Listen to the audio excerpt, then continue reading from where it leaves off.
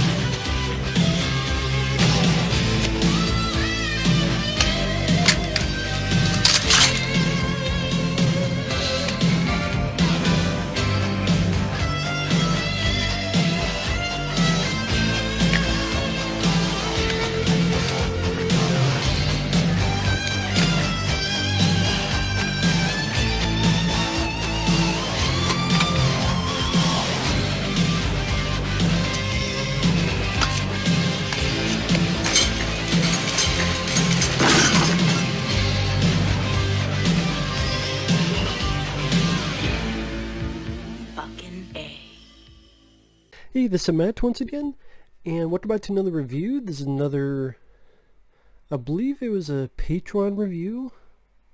Actually, no, it might have been a PayPal. At this point, I get things mixed up. I apologize. Either way, I appreciate everyone who has sent in requests. If you're ever interested in sending a request, pretty much any type of video, there aren't such as, but pretty much any type, you just send it either directly to my PayPal or join me on my Patreon. Both of those links are down below in the info box.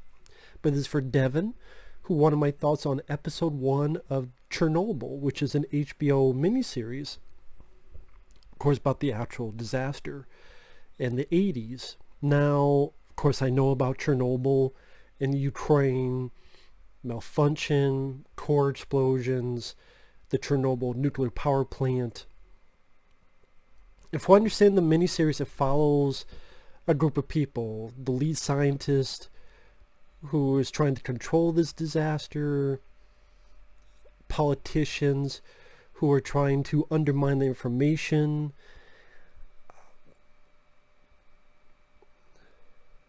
someone trying to uncover the truth about what really happened here. I think one of the people who made this show, they mentioned that it's tackling the problems that arise when the truth is ignored and kept from the public. What is the cost of lies? And part of me thought it'd be much more interesting to see a documentary. Because when you see something like this, there's always the question, how much of it is true? How much of it is played up for fiction? And you have some people who are saying, no, it's not true. Some of the stuff they put in this is not true.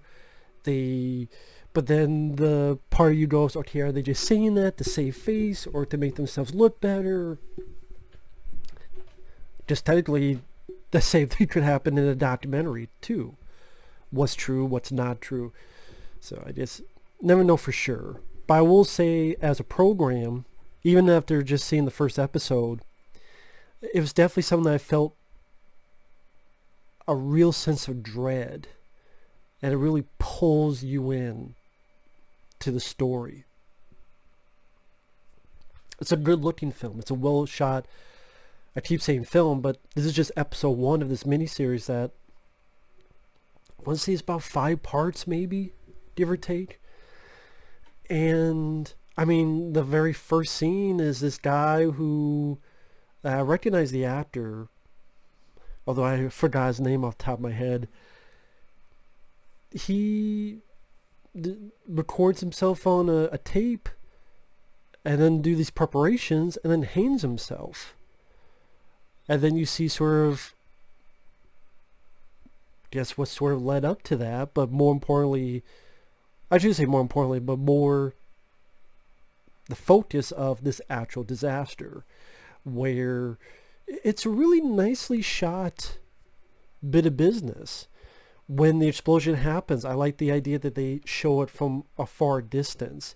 And you see it, but you don't hear the noise for like a good 10 seconds.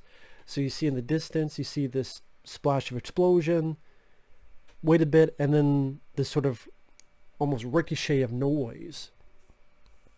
How there's certain people like firefighters that go up to do their business, do their job. Workers who are there, some nasty bits of business where they'll have a shirt on and the blood is just immediately soaking through the shirt. And the fact that with radioactive materials, with radiation and that sort of contamination, that's a horrible way to die. It's a horrible way to get sick. From what I understand, it pretty much just burns you from the inside out. Pretty much just melts your insides. I mean, there's not much worse ways to go than that. Now, since this is the first episode, there's not a lot of action. It's not an action show. It's the beginning, so it's the first inklings where some people want to say this isn't true. I buy it though, where the politicians and the bosses, they think everything's okay. They think everything's all right. And when some people mention something, they go, no, it's okay. I mean, I have my wife here. Would I have my wife in this town if I thought it wasn't safe? And this group of people going, you know what, this is our moment to shine and to show that we are doing just fine. I'm like, just the opposite. You want to say this is your moment to shine? No, it became one of the darkest moments in human history. To this day, people who were not even born know the name Chernobyl. It's not the fucking Chernobyl diaries. They know the subject material. And granted, there's that part of my brain that's like, I do wish I knew 100% what is 100% certain, what's not, what's fictionalized, what's not, what's amped up for drama, what's not. That's always the irritating thing when you watch something that's based on a real event.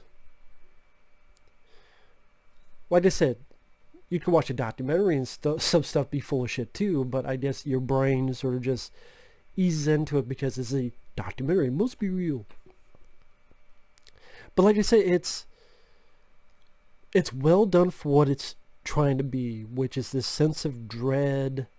It did pull me in. It pulled me into what's going to happen next, where technically you know what's going to happen next, but just that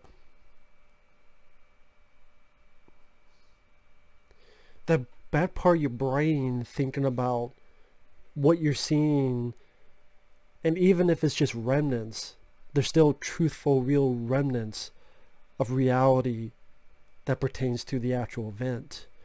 Like there's a moment where people from a bit far away, men, women, children, are watching this. And you see little embers, little almost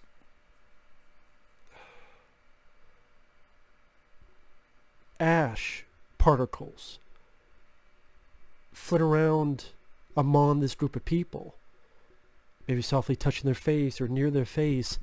In the back of your head you're going, they're fucked, they're dead, they are going to be dying, we're in deep fucking shit, and we're already in deep fucking shit. And then the way it ends, where you get to the town that's near it and you see one bird fall to the ground dead, the simple notion of how it's spreading and how it's only going to get worse.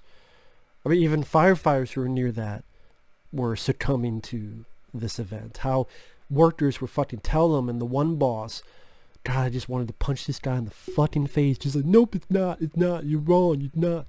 And sadly, that's what happens in real life. You get these dumb motherfuckers that can't see common sense if it's not on the door with a goddamn publisher's clearinghouse of $1 million, and they still wouldn't be able to see the fucking thing. Again, someone could come up them with a check for $1 million, do this, and they still be like, no, what do you mean do that? So, the acting was natural, and in the first episode there wasn't really a main character. Oh, I guess throughout you would get more so of that. I mean, you have the guy who we see kill himself, and then when it goes back to the 80s, 86, we see him near the end that he's going to be having the mission, the objective to assess this situation. Stellan Skarsgård, he makes a brief appearance. He's a bigger part of the show, and that's a couple episodes. It is a movie.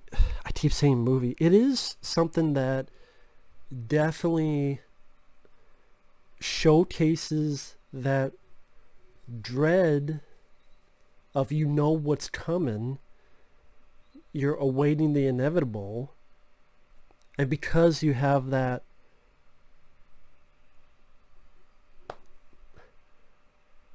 future thinking, so to speak, because you know that, when you see certain things happen and you hear this group of people going, it's going to be okay, this is my moment to shine, you know, no.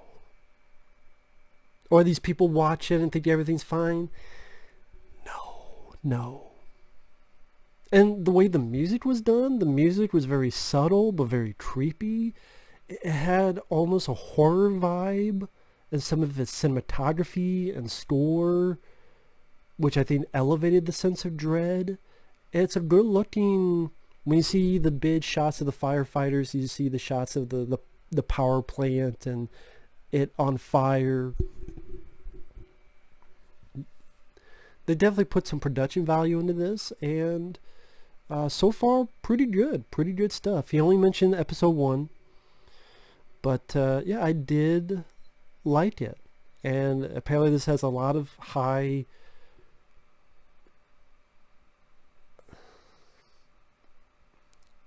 ratings on IMDb, high notes from multiple variety of critics, and I can understand why.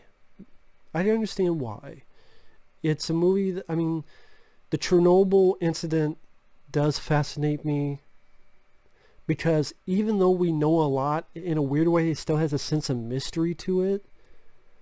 Maybe because it's in the Ukraine and most people can't find Ukraine on the globe. Where's Ukraine? Right there, because it says Ukraine. Okay, without the words, where is Ukraine? Most people can't find it. Maybe because there's not a lot of movies that have dealt with the Chernobyl. I'm sure if I dig a bit deeper, I'm not talking about movies like the Chernobyl Diaries or fucking Good Day to Die Hard decided to shoot at their ending takes place in Chernobyl, which was interesting, I will say. I mean, about the actual event. So really, this is the closest thing you'll get to that. And for what I've seen so far, fairly well done. Props to that.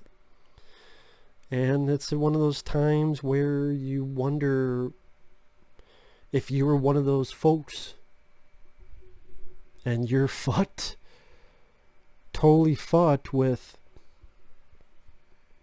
dying from radiation, burning from the inside, you know, you realize things are not so bad. They are, but, you know, not as bad. And just, again, there are some critics who go, oh, well, that's not how the government really acted.